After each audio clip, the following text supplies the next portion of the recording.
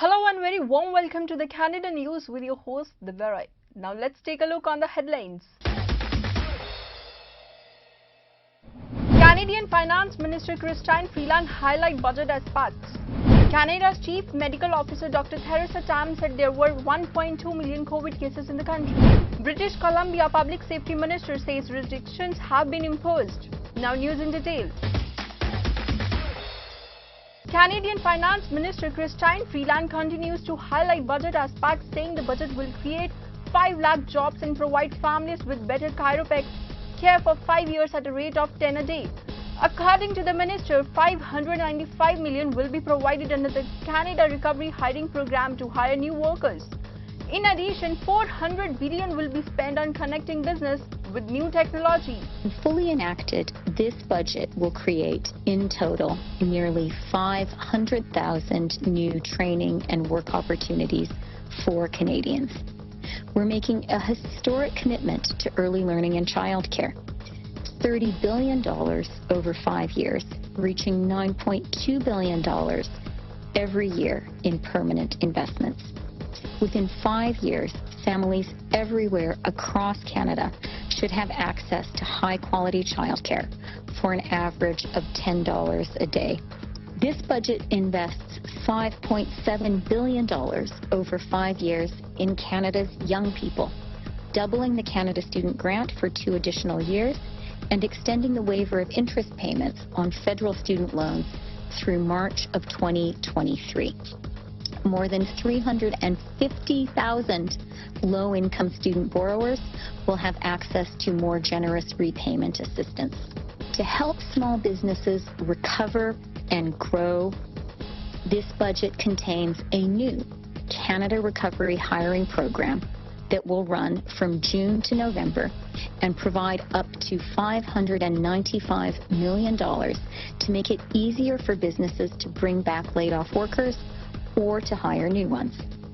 We will also invest up to $4 billion to help up to 160,000 small and medium-sized businesses buy and adopt the new technologies they need to grow and become more productive and more competitive.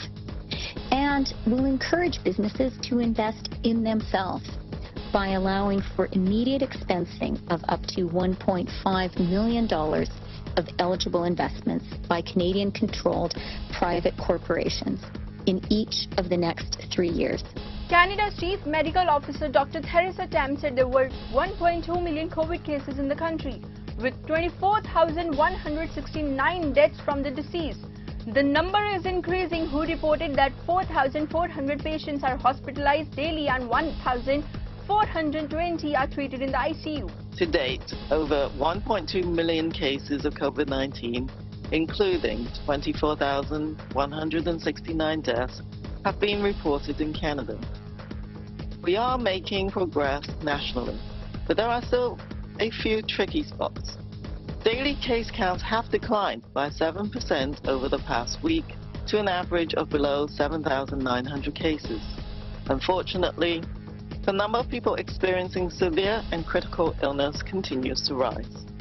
Over the past week, an average of almost 4,400 people with COVID-19 were being treated in our hospitals each day, including over 1,420 people being treated in intensive care units. At the same time, an average of 50 deaths were reported daily. Variants of concern now represent the majority of reported COVID-19 cases, with the B.1.1.7 variant accounting for over 95% of variants sequenced to date. Taking a moment to acknowledge the important work that doctors are doing across Canada and around the world, we're reminded that the statistics we report daily are not just numbers.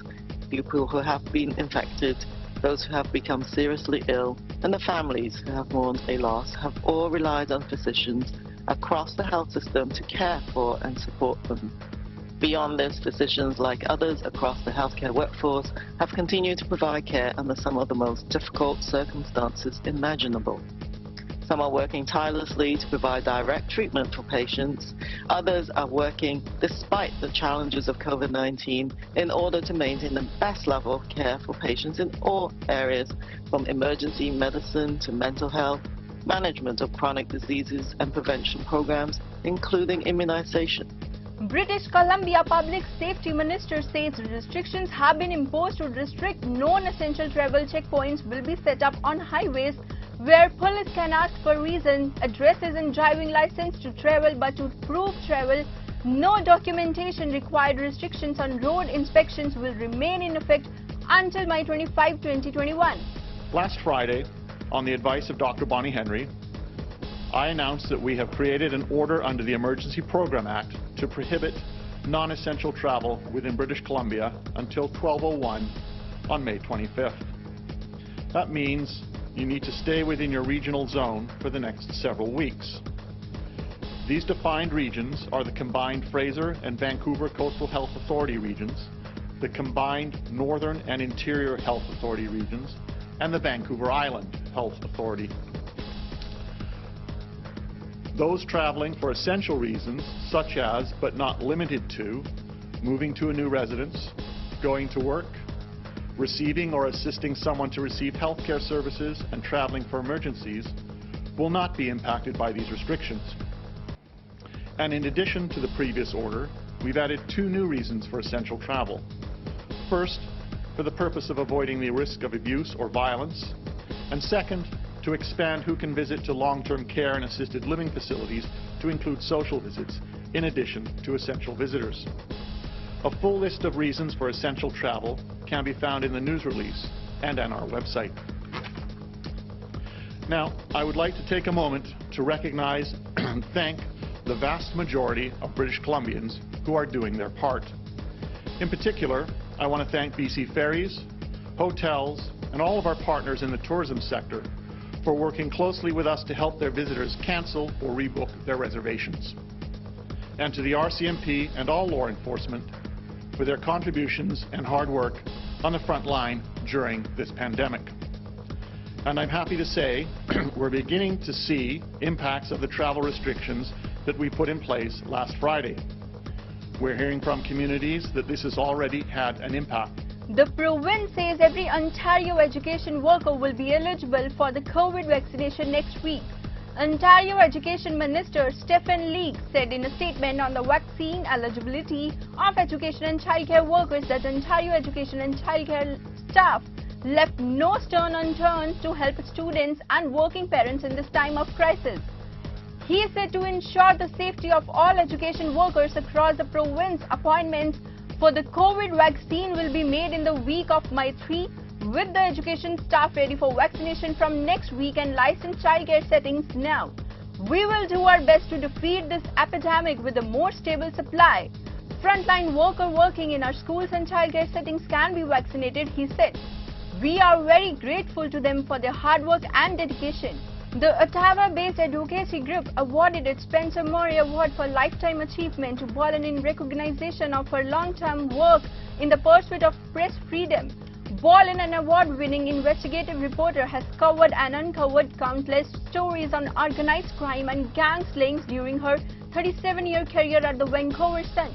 Her coverage of the 1985 Air India bombing led to threats on her life, and she was placed under police protection. She was honored with the inaugural World Press Freedom Award in 1999 for continuing to investigate the bombing award after threats of violence, and she is still at it. While covering a murder trial in 2017, she learned she had been the subject of a murder plot and promptly reported on it. A rodeo near the community of Borden drew hundreds of people this weekend, despite the province recording a record number of new COVID-19 cases. The event was called No More Lockdown Rodeo Rally. Alberta Health Services sent a letter to organizers indicating the event will be illegal, and in a statement expressed disappointment with the decision to proceed. It said it is disappointing that the organizers ignored this information and went ahead and the event knowing it was a clear breach of the current public health restrictions. The Ontario government announced that adults in the Ontario hotspots who are 18 or older can book their vaccine for COVID-19 starting on Monday, May 3 at 8 a.m. This includes those who will be turning 18 in 2021. The provisional government said that eligible residents can book via the province booking system online or public health units. Deputy Premier and Minister of Health Christine Elliott said in a media release, with additional supply, our government is increasing access to COVID-19 vaccines in the communities hardest hit by COVID-19. A 19-year-old man from Calisiaqu is dead after his motocross motorcycle collided with a sport utility vehicle in western Quebec this weekend. The crash happened on Quebec du Lac Saint-Lucier in the municipality, said MRC des Collines police. The man was taken to hospital where he was pronounced dead. The Otanias police force said the cause of crash is still under the investigations. The man name has not been released. Montreal Port Workers Union took part in the May Day march after the federal government adopted legislation forces the union to end their strike. More than 2,000 people were at the International Workers' Day march, which began at the Lafonia Park. A Montreal police spokesperson said the march was peaceful. We are happy to walk with our brothers and sisters on this International Workers' Day despite the fact that it is a very sad day for the union members across the country.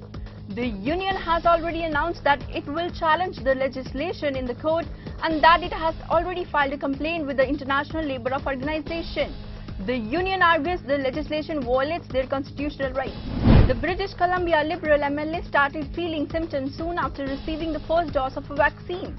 He is the first British Columbia MLA to publicly report he has tested positive for COVID-19. His wife has also contracted the virus. They are currently isolating in their home in Dawson Creek. Banier wrote on his Facebook page, "We all are presently self-isolating and currently everyone is doing well. This came as a shock to all of us. We have been following all the public health guidelines such as physical distancing, wearing masks and avoiding indoor gatherings." Bernier says he will be spending time with family as he works towards recovering from the virus. A former Metro Vancouver tour operator has been sentenced in the US to 1 year jail for operating a sport ticket scam, including for the World Cup soccer matches. According to the US Attorney Office, Joseph, who has dual citizenship in Canada and Malta, was sentenced April 20 after pleading guilty to wire fraud for operating a long-term fraudulent ticket scam targeting New Orleans residents in 1999 for Vancouver area soccer fans, Stuttgart and Vancouver-based classic sport tours after paying $500 million for a vacation to the 1998 World Cup in France. So that's all we have in this edition. Thanks for watching. Stay tuned for more updated news.